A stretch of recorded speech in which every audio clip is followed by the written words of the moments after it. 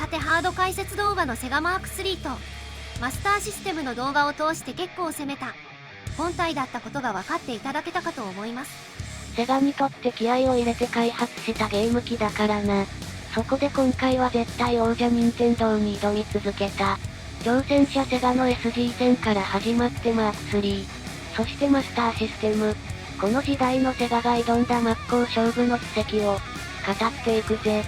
今回はコメントでいただいた視聴者の皆さんの考察も交え、マリサさんの熱苦しい見解を伺いましょう。1983年セガがついに家庭用ゲーム機市場に参加する SG 戦の登場だ。もともとセガはゲームセンターの王者として君臨してたんだ。そんなセガが家庭用ゲーム機でも勝負へ打って出た。アーケードの技術を家庭用に持ち込む。先見の明はすごいことだろ。その部分を正確に言うとセガが本命に考えていたのはゲーム専用機じゃなくてホビーパソコンの SC3000 でしたよね。 SG 戦はそこから派生したゲーム機でしたよね。任天堂がファミコンを出すという情報を察知して急遽構成を変え発売にこぎつけた柔軟性。アーケードの王者だったセガの企業の持つ機動的な対応はさすがだよな。というか危機を感じて緊急避難的に対応を迫られて今出さないと家庭用市場を持っていかれるという受け身のスタートだったという意見がコメント欄でも多いですね。それでも出したんだからいいだろ。しかもファミコンと同じ日だぜ。セガの意地とプライドがシンクロした絶妙なタイミング。ファミコンは発売直後部品の不具合に苦労して正気を逃す大失態をしでかすからな。京都の花札屋には荷が重かったのさ。発売日が被ったのは確かにドラマチックですけど結果が残酷でしたね。ファミコンは1年で123万台、それに対して1年で16万台。まさに僅差だな。花札屋も頑張ったもんだ。僅差どころじゃなくて約8倍の差ですけどね。いやいやいや、何もないところから16万台も売りまくったんだぜ。十分すぎるほどの大前線だろ。数字だけを見ればそう言えるでしょうけど実際はさっきマリサさんも言っていたように当時ファミコンは部品の不具合で回収騒動があって深刻な品薄状態でした。つまり SG 戦の売り上げの一部はファミコンを買えなかった人が仕方なく買った代替需要といった側面もあったようです。そういった側面もあったのは確かだがセガにとって最大のチャンスだったんだよな。しかし任天堂はすぐに回収問題を収束させて安定供給に移行し急速に拡大していきました。ライバルが転んだ隙に売ることと体制を立て直したライバルから主導権を奪うことはまた別の話で当時のセガの力ではそこまで届かなかったということです。運に恵まれたセガだったけど体制を崩すに至らなかった。しかしセガはここで立ち止まらなかったんだ。この悔しさをバネにあの名機が誕生するんだ。1985年セガが放った新ハードマーク3。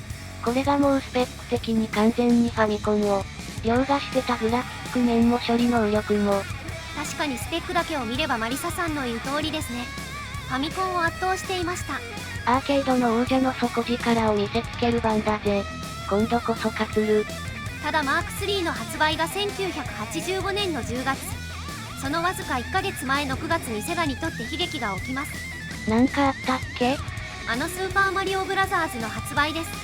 社会現象にまでなったヒゲの配管効果。セガが高性能な新ハードを掲げて勝負に出ようとしたまさにその瞬間日本ゲーム文化ひいては市場のルールそのものを塗り替える化け物タイトルが出てしまったのです。これは挑戦者セガにとってあまりにも不幸な時代のいたずらにしか感じられません。ゲームハードスペックでは買っていたのにあまりにも大きすぎる化け物の前に。ハード競争の本質はスペックの数字ではなくそのハードで何が遊べるかです。当時ファミコンにはスーパーマリオがありセガにはそれに匹敵するキラータイトルがなかったのです。いやいや、セガにだってハングオンやスペースハリアーがあるぜ。ゲーセンのあの興奮と感動をそのままお家で体験できるんだぜ。これは任天堂が逆立ちしたって絶対に真似ができない。セガだけの唯一にして絶対の強みだろ。アーケードゲーム移植のクオリティに関してはセガの技術力の高さが光っていたのは確かです。しかし当時の日本市場が求め始めていたトレンドと少しズレが生じていたんです。家でじっくり長く遊べるゲームやみんなでワイワイ遊べるゲーム RPG や家庭用オリジナルのアクション文化が育つ、そんな過渡期だったんですよ。それならファンタシースターという名作があるぜ。セガが総力を挙げた RPG の傑作だぜ。あのグラフィックと 3D ダンジョンは、家庭用オリジナルの最高峰と言ってもいいだろう。もちろんファンタシースターは間違いなく歴史的な名作です。ただそれが発売された頃にはすでにファミコンの市場が巨大化してしまっていました。わざわざセガのハードを新たに買う理由にするには、ファミコンの普及台数が膨らみすぎていたんです。市場の普及速度とタイミングか。なんて残酷なんだろうか。セガの自社ソフトがどれだけ魅力的でも、やっぱりセガ一社だけでハードを引っ張っていくのは、限界があるんだよな。これは認めざるを得ない。任天堂は早い段階でサードパーティーを囲い込んだ。当初任天堂も自社オンリーでゲーム開発を進めていましたけど、いち早くゲーム資産の枯渇を予見していたのか、当時の主要なゲームメーカーと契約を結んで、売れ筋タイトルをファミコンへ集中させましたからね。その結果ゲームを遊ぶならファミコンを買っておけば、間違いないという盤石の構造を作り上げたのはさすがだ。セガのハードにサードパーティーが本格的に参入するのは、メガドライブ時代になってからだからな。ファミコンから遅れてゲーム機世代も更新した後ですから、その間にファミコンは市場の標準機として完全に定着し強固なネットワーク効果は高い壁でした。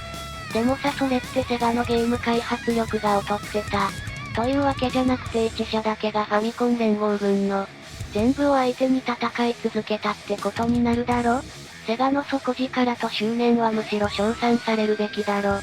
一応サリオという例外もありましたけど、結局サリオは2本しかゲーム出しませんでしたし、ほぼセガが自社のラインナップだけでハードを支え、ユーザーを満足させ続けた圧倒的なタフさがあったから、セガの名脈を保ち続けたと言えますね。さてここからが一番語りたいところだ。日本では苦しい戦いが続いたセガだったけど、世界に目を向ければ全然違う景色が広がっているんだぜ。特に欧州市場、マスターシステムが欧州シェアナンバーワンを1990年まで維持して、あの任天堂の NES を抑えて王者に君臨するんだぜ。それは紛れもない事実ですね。セガの挑戦と技術は間違っていなかったんだよ。セガは決して弱くありませんでした。なぜ欧州で勝てたのか、オロジカルに整理すると、セガ自身の魅力はもちろん市場の構造的な隙間を見極めた戦略の勝利だったんですよ。さすがアーケードの王者だ。市場の見極めも熟練の域だよな。当時の欧州は言語も流通ルートも分散してて、一つの市場としてまとめるのが非常に難しかったんです。さすがの任天堂も一極支配の体制はすぐに構築できません。いくら実物といっても国が違うわけだからな。経済圏も変わればサプライチェーンも難しいと。そこにセガは現地の有力な流通パートナーであるマスタートロニックとバージンを手を組んで欧州全土を迅速にカバーする網の目を広げたんです。これが完全に機能したんです。見ろよ、このフットワークの軽さ。流通戦略の勝利だな。さらに欧州ではホビーパソコンで遊ぶ文化的背景が根強く、ゲームイコール任天堂という概念は最初からなかったんです。そんな土壌に低価格で高性能でアーケードのノウハウが詰まったマスターシステムがバッチリ噛み合ったんですね。一方で北米市場はかなり苦しい戦いだったよな。1980年初頭の当たりショックでゲーム市場そのものが崩壊していたところをゼロから再建したのが任天堂でした。テレビゲームの救世主として絶対的なポジションを任天堂が築いた後だからな。セガは北米での販売権を他社に委託する状況まで追い込まれてしまいます。セガの不屈の精神を語るならもう一つの市場は外せません。そう、カリブ海のさらに向こう側に広がる大地ブラジルだ。ブラジルではテップトイという現地企業と組んで、マスターシステムを現地製造ローカル販売を開始したんだ。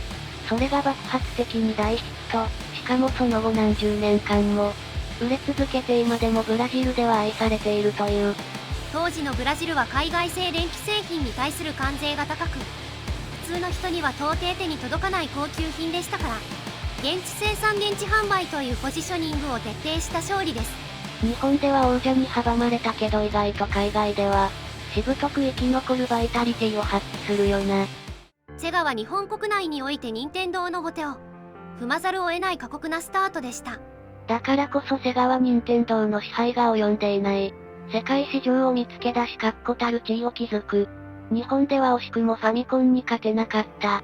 という一面的な結果だけで語られるけど、独占された市場に果敢に食らい続けて、全世界にセガイズムを根付かせた偉大な挑戦者だ。それにしてもマリサさんセガが好きですね。私は空回りしながら全力疾走したり、ユーザーを振るい落としながらもがむしゃらに、あさっての方向に走り出すそんな尖ったセガが大好きだ。ということで今回はこの辺りで。それでは、まったねー。